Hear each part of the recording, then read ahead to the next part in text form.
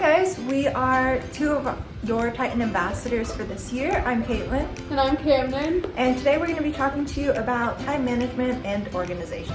So we know with online school it's really hard to keep track of everything and stay on top of your schoolwork, so we just have a couple of tips that work for us to keep things running smoothly. And make sure to keep in mind that what we're going to show you today doesn't always work for everyone, so it's really important for you to kind of find out what works for you individually. So for me, I really like to use a planner, and I have this one.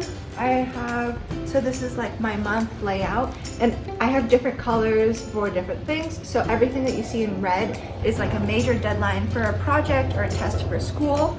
I'm a senior this year, so a lot of the light blue things were for college deadlines and for college applications, and also when I thought I was going to hear back from different schools.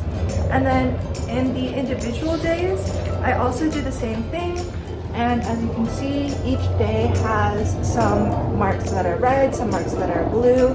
So the red ones are just for me to know what daily assignments I have for each class. And this is just the method that works for me because it's a lot easier for me to keep track of different assignments and then long-term deadlines as well.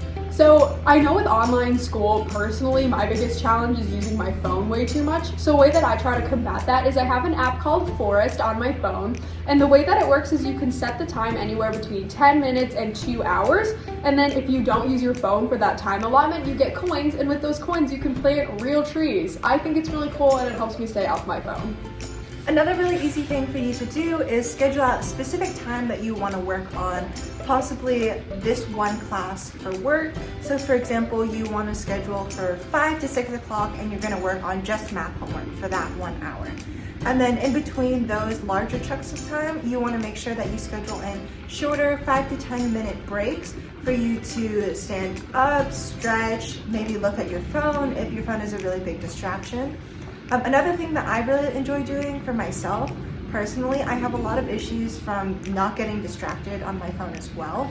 So my method is to turn my phone either completely powered off or to turn on Do Not Disturb, because when I don't hear the little buzzes or the ringtone that my phone goes off when I have a notification, I'm not as tempted to go and pick it up and look at it. One of the most stressful things when it comes to school is looking at big, daunting projects or a big test that's coming up. So one of the things that I really like to do is just break it up into smaller, more manageable chunks. So for example, in English, if I have to read a book, I'll try to say, okay, I'm going to read 20 pages each night and then really try to stick to that because 20 pages is way less intimidating than an entire book.